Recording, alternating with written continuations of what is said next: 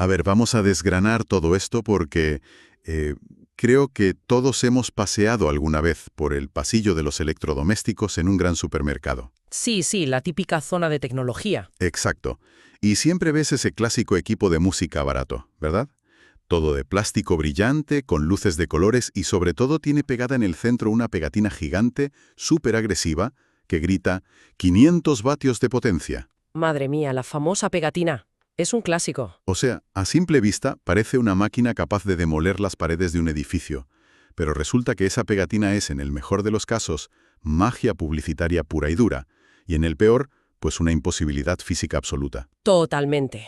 De hecho, es una de las mentiras más extendidas en la industria del consumo. A ver, si ese aparato de plástico realmente emitiera 500 vatios de potencia acústica continua, Se derretiría. se derretería en el acto, exacto.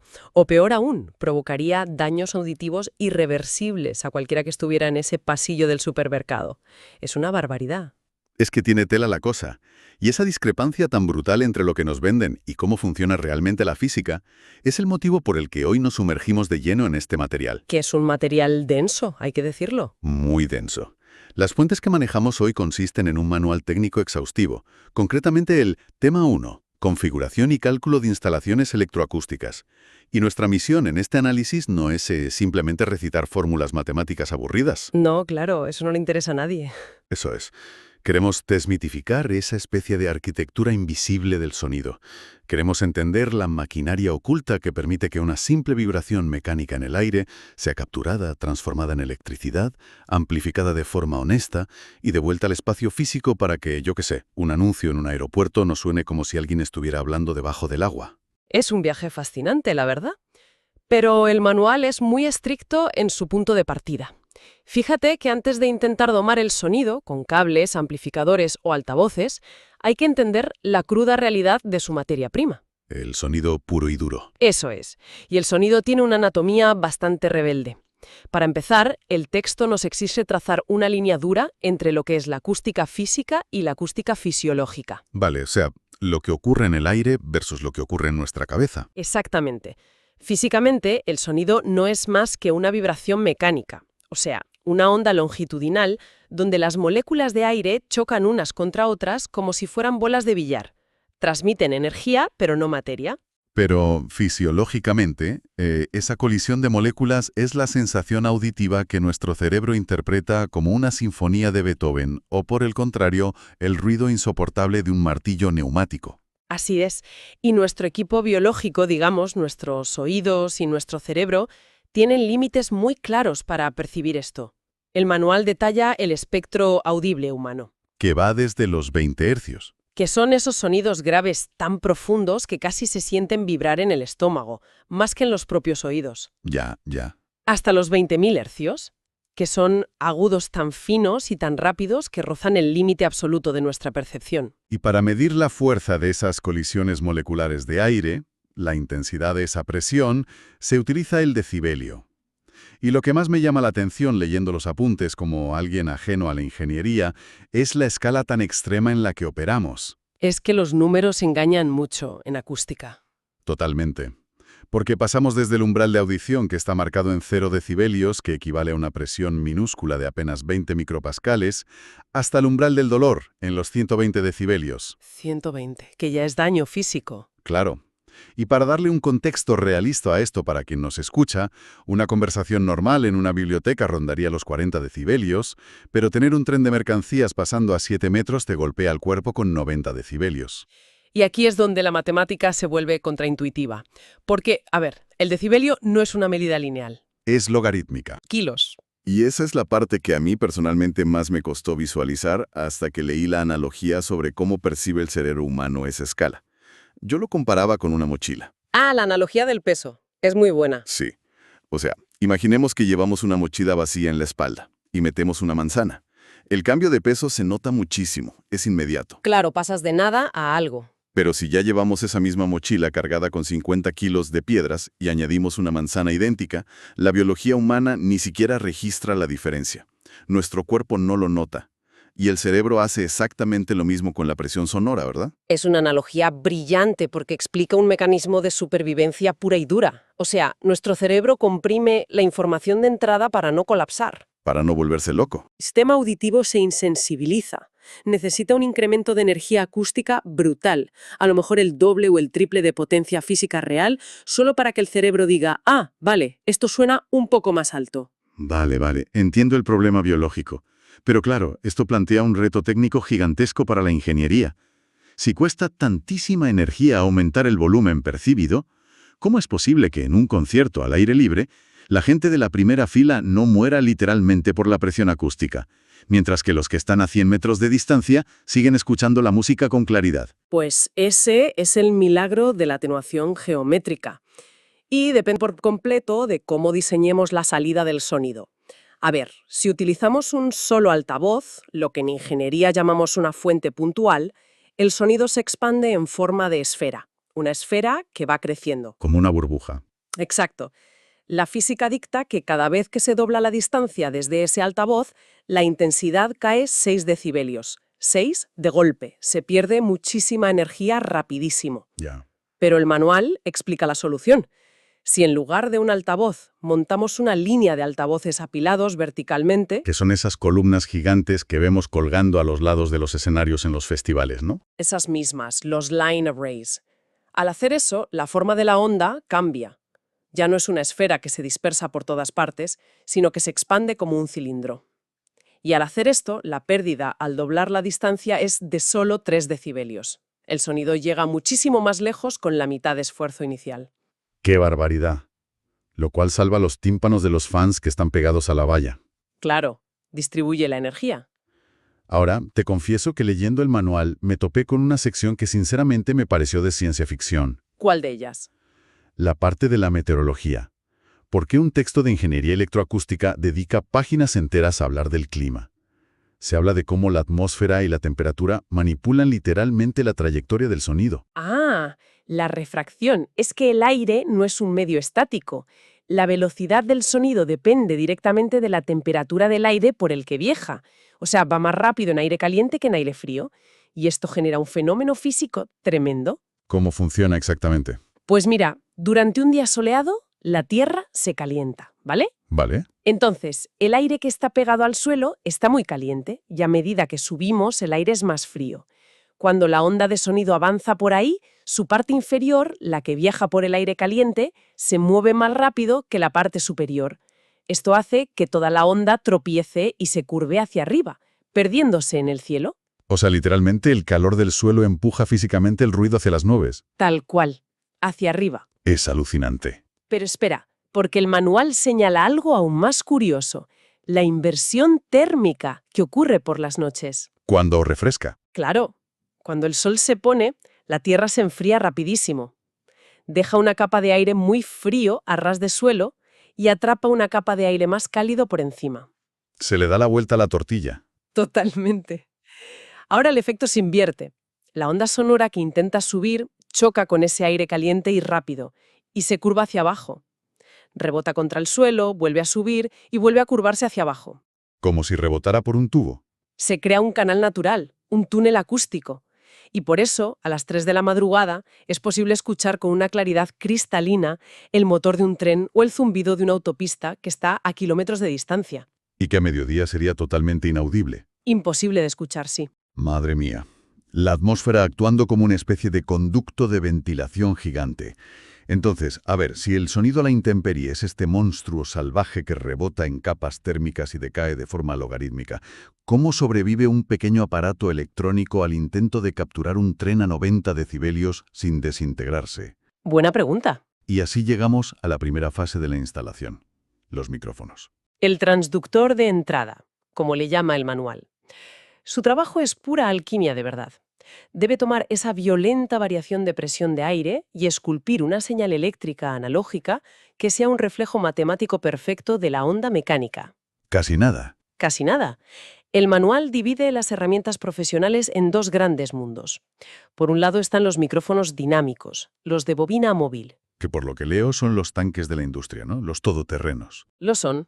Son súper resistentes. Funcionan por puro magnetismo rudimentario. Una membrana recibe el golpe de aire y empuja una pequeña bobina de cobre que está suspendida dentro de un imán. Ese movimiento genera una pequeña corriente eléctrica. Muy físico todo. Muy físico y muy mecánico. Al ser así, son robustos, aguantan golpes, no necesitan batería y, sobre todo, soportan niveles de presión sonora absurdos sin romperse. Puedes poner uno delante de la caja de una batería y no pasa nada. Pero luego el manual introduce la otra cara de la moneda, los electrostáticos, los micrófonos de condensador. Ah, los de estudio. Exacto, que parecen ser los divos temperamentales del estudio de grabación. Ofrecen una fidelidad absoluta, captan hasta el aleteo de una mosca, pero tienen una vulnerabilidad fascinante relacionada con la respiración humana. A ver, como ingeniera, explícame por qué la humedad ambiental los arruina. Pues para entender por qué son tan delicados, hay que mirar su mecánica. No usan imanes pesados, como los dinámicos. Un micrófono de condensador funciona con dos placas metálicas microscópicamente delgadas. Vale. Una está fija y la otra es el diafragma, que recibe el sonido. Ambas mantienen una carga eléctrica constante, formando un condensador. Cuando el aire mueve la placa frontal, la distancia entre las placas cambia a nivel microscópico, lo que altera la capacidad eléctrica y genera la señal. O sea, estamos hablando de un nivel de sensibilidad extremo. Extremo. Pero claro, ¿qué pasa si un cantante respira muy cerca de ese micrófono? El vapor de agua caliente de la respiración entra en la cápsula, y como las placas están cargadas eléctricamente y separadas por fracciones de milímetro, El agua se cuela. si una microgota de rocío se condensa entre ellas, el agua, que es conductora, crea un puente eléctrico. Se produce un cortocircuito minúsculo en las placas, y ese puente eléctrico se traduce en la señal como un ruido de fritura inoportuno, como panceta en una sartén. Te arruina por completo la toma. O sea que un simple aliento puede provocar un microcortocircuito. ¡Qué locura! Literalmente. Pero bueno, asumamos que logramos capturar esa minúscula y perfecta señal eléctrica sin freír el micro. El siguiente paso del manual es llevar esa señal a un amplificador para darle el músculo necesario. Darle potencia, ¿sí? Y aquí es donde volvemos a nuestro querido amigo del supermercado y su equipo de música de 500 vatios, porque tras leer los apuntes queda muy claro cómo se manipulan esas métricas, ¿verdad? El tema de los vatios es un campo de minas. El manual es rotundo a la hora de desmentir esa pegatina de 500 vatios. Normalmente, esa cifra se refiere a la potencia PMPO o potencia de pico musical. Que es un invento, básicamente. Es un número que los departamentos de marketing adoran porque les permite imprimir la cifra más grande posible, pero técnicamente solo indica el pico de energía absoluto que los transistores del equipo podrían aguantar durante una milésima de segundo antes de freírse por completo o distorsionar la señal hasta hacerla irreconocible. Es que es de risa. Es como si yo intentara vender un coche asegurando que puede alcanzar los 300 kilómetros por hora, basándome en que una vez lo tiré por un precipicio y durante el medio segundo de caída libre, los sensores registraron esa velocidad antes del impacto final contra el suelo. Es un dato completamente inútil para la conducción diaria. Es un ejemplo perfecto de por qué no sirve absolutamente para nada. Y aquí el manual introduce el concepto que sí importa, la distorsión armónica. ¿Y eso qué es exactamente? Pues mira, cuando se empuja un amplificador más allá de su capacidad real, no es que el sonido simplemente deje de subir de volumen, y ya está. Al recortar la onda eléctrica por falta de potencia, el equipo empieza a generar frecuencias fantasmas. ¿Frecuencias que no estaban ahí? Exacto. Matemáticamente crea agudos metálicos y estridentes que no existían en la grabación original. El oído humano educado detecta que algo va muy mal cuando esa distorsión supera apenas entre el 0,5 y el 5%. Por eso la única métrica honesta que nos da el manual es la potencia eficaz, los famosos watts RMs, que es la energía real continua y térmica que el equipo puede entregar hora tras hora, manteniendo esta distorsión armónica bajo control. O sea, si la pegatina no dice watts RMs, nos están vendiendo la moto. Completamente. Te están engañando. Bien, pues ya tenemos la electricidad limpia y potente. El desafío ahora es el transductor de salida. Hacer el proceso inverso. Devolver esa energía al mundo físico moviendo aire, los altavoces de toda la vida. Y mover aire de forma eficiente requiere especialización. El manual explica que no se puede usar el mismo motor mecánico para mover ondas de 20 hercios y ondas de 20.000 hercios. Es demasiada diferencia de tamaño. Claro, Por eso existen los woofers, con membranas enormes y pesadas diseñadas para empujar los grandes volúmenes de aire que exigen las frecuencias graves. Y por otro lado, los tweeters, que son diminutos y ultraligeros, capaces de vibrar miles de veces por segundo sin romperse para recrear los agudos. Y aquí llegamos a la parte que a mí me voló la cabeza. Al intentar empujar todo este aire, el altavoz se enfrenta a lo que el manual define como un cortocircuito acústico. Ah, sí, el gran problema de los graves. Voy a intentar explicarlo a mi manera, a ver si lo he entendido bien. Cuando la membrana del altavoz empuja hacia adelante, crea una zona de alta presión en el aire frontal, ¿no? Eso es. Pero, claro, al mismo tiempo la parte trasera de esa misma membrana está tirando hacia atrás, creando una zona de baja presión o vacío justo detrás del altavoz. Y como el aire es un fluido, resulta que es perezoso. En frecuencias bajas, el aire presurizado de la parte delantera simplemente resbala por los bordes del altavoz hacia la parte trasera para rellenar ese vacío. Es como intentar achicar agua de una barca usando una red de pesca. Qué buena imagen. Por mucho que agites la red de un lado a otro, el agua se escapa por los bordes. Y las presiones se anulan. Esa descripción del comportamiento de los fluidos es fundamental. Fíjate que si colgamos un altavoz desnudo, sin caja, de una cuerda en medio de una habitación, carecerá por completo de sonidos graves. Es un sonido estéril, enlatado. No suena nada. Por eso, el manual insiste tanto en que el transductor siempre debe ir montado en un bafle o caja acústica, aislando la onda trasera de la delantera. Se puede encerrar el altavoz en una caja completamente sellada usando el aire del interior como suspensión. Espera, porque aquí sí que tengo que cuestionar al manual, o al menos me surgió una duda brutal leyendo esto. Entiendo perfectamente lo de la caja sellada para que no escape el aire. Pero vamos a ver, todos hemos visto altavoces profesionales que tienen grandes agujeros cilíndricos en el panel frontal. Las cajas Bass Reflex. Esas, las Bass Reflex. A ver, si la membrana trasera crea una onda con la presión exactamente opuesta a la frontal y dejamos que esa onda trasera salga por un tubo hacia adelante por el mismo frontal, ¿no debería chocar contra la onda delantera y cancelarla aún más rápido? Están saliendo juntas por el mismo lado. Y es exactamente ahí donde la ingeniería de las cajas Bass Reflex se convierte en una obra de arte pura de la mecánica de fluidos. No se limitan a dejar salir el aire por un agujero cualquiera. Ese cilindro interno tiene una longitud y un diámetro calculados milimétricamente. O sea, no es un tubo al azar. No. Su función no es solo canalizar el aire trasero, sino crear un retraso físico, un cambio de fase. Un retraso temporal en la onda. Exacto. El tubo frena el recorrido de la onda trasera. La retrasa el tiempo exacto para que, cuando finalmente asoma por el agujero frontal, ya no esté invertida respecto a lo que está haciendo el altavoz en ese milisegundo concreto. ¡Ostras! Sino que salga empujando exactamente en la misma dirección que la siguiente onda frontal. Se sincronizan en el tiempo. Y en lugar de anularse, el diseño recicla esa energía residual de la parte trasera para duplicar la potencia de los graves sin usar ni un solo vatio extra de electricidad. O sea, eso es ingeniería inversa sobre el comportamiento del aire. Es brillante. Absolutamente brillante. Ahora bien, supongo que de nada sirve tener el amplificador WIMS más honesto del mercado y las cajas Bass Reflex más eficientes del mundo si instalamos este equipo de miles de euros en un entorno que destruye el sonido por completo. Claro, pasamos de los componentes individuales a la arquitectura. A domar la sala. El desafío definitivo, según el manual. Y aquí traza una línea roja importantísima entre dos fenómenos que, te lo digo yo, la gente suele confundir muchísimo. El eco y la reverberación. No lo son. Ambos son rebotes de sonido, sí, pero dependen del tiempo y de la biología del cerebro humano. Para que se escuche un eco, es decir, una repetición clara, separada e inteligible del sonido original, la pared contra la que rebota el sonido debe estar al menos a 17 metros de distancia. Y yo me preguntaba leyendo, ¿y por qué esa cifra mágica de 17 metros y no 20 o 15?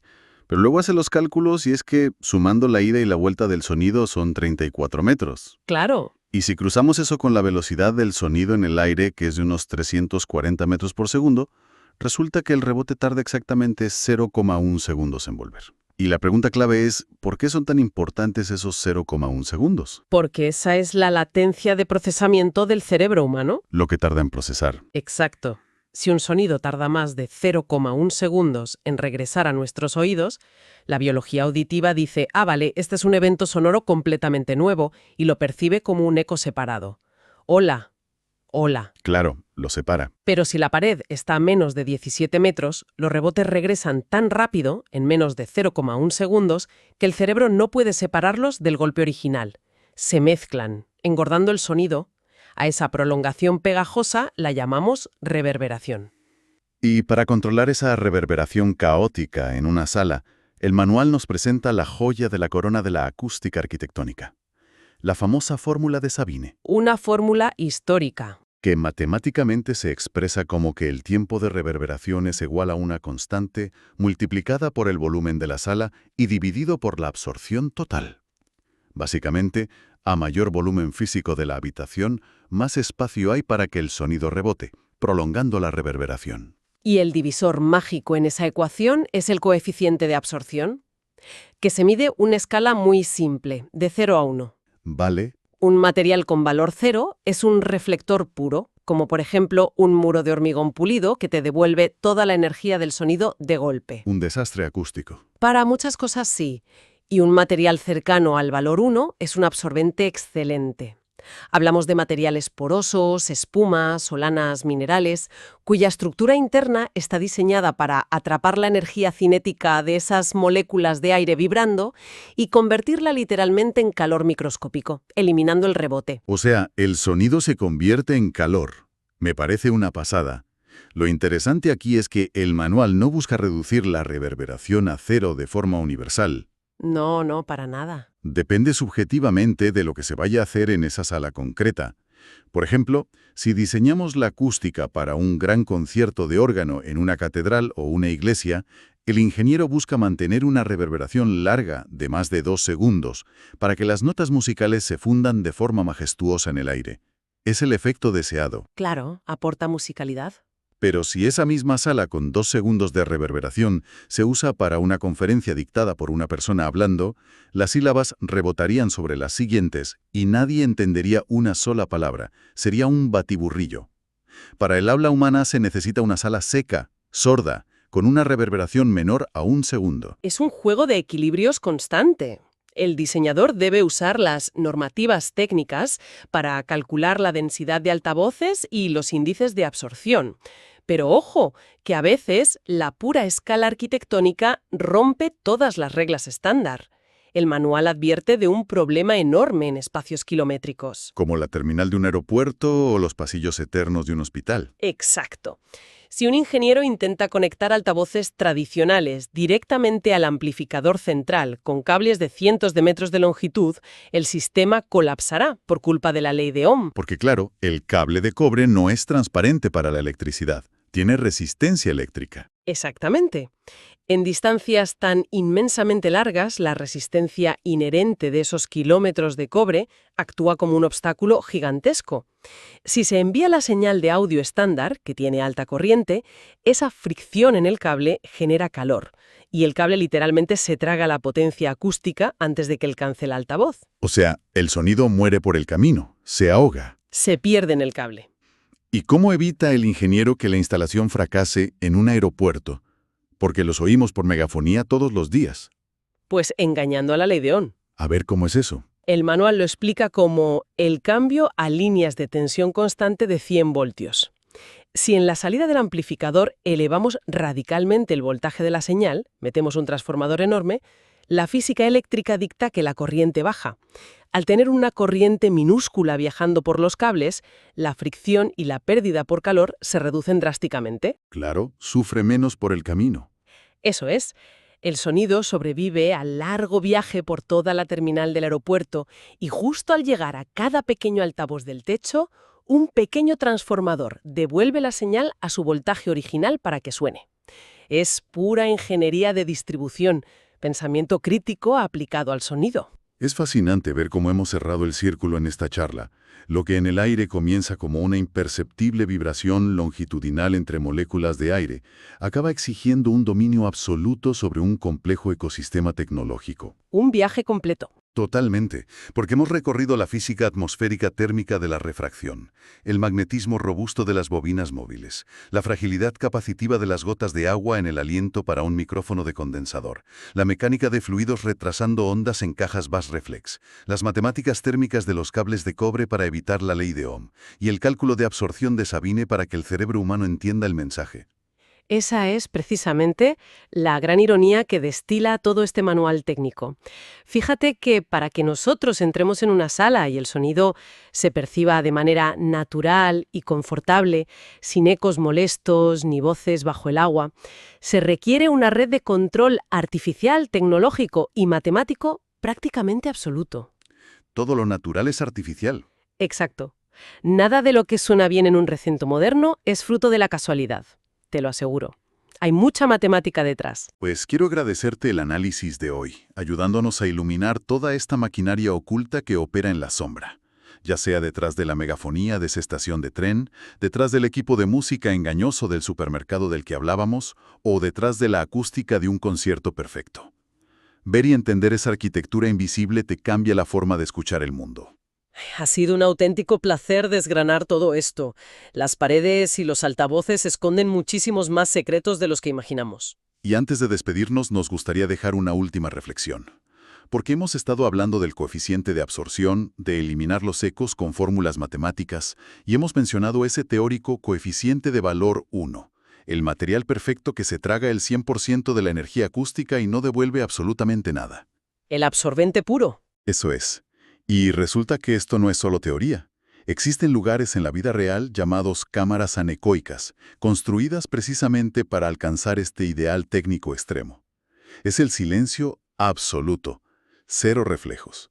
A simple vista parece el paraíso acústico soñado frente al ruido infernal del mundo, ¿verdad?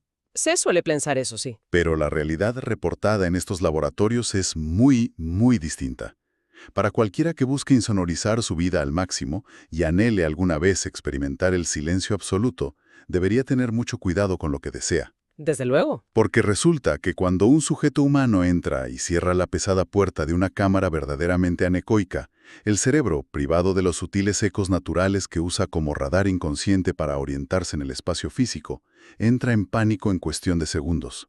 Pierdes el equilibrio. Es desorientador. Y lo que es peor, al no haber ningún ruido de fondo ambiental que enmascarar, el sistema auditivo humano eleva su sensibilidad hasta límites que rozan lo aterrador. Quienes se someten a esta prueba no escuchan el silencio de la sala, empiezan a escuchar su propia biología interna. Empiezan a escucharse a sí mismos por dentro. Literalmente. De repente, el latido de tu propio corazón suena como un tambor sordo e incesante en tu cabeza. Los pulmones expandiéndose suenan como tela gruesa rasgándose, e incluso, dicen, se puede llegar a escuchar nítidamente el siseo del flujo sanguíneo recorriendo las venas cercanas al oído interno. Lo que la ingeniería concibió como el paraíso del control acústico se convierte en cuestión de minutos en un infierno psicológico, claustrofóbico e insoportable. La naturaleza humana no está hecha para el cero absoluto. Exacto. Y eso nos deja con una pregunta. ¿Es entonces nuestra incesante búsqueda tecnológica de la perfección y el aislamiento acústico un intento de diseñar un espacio que, evolutivamente, la mente humana ni siquiera está programada para soportar? Ahí queda eso.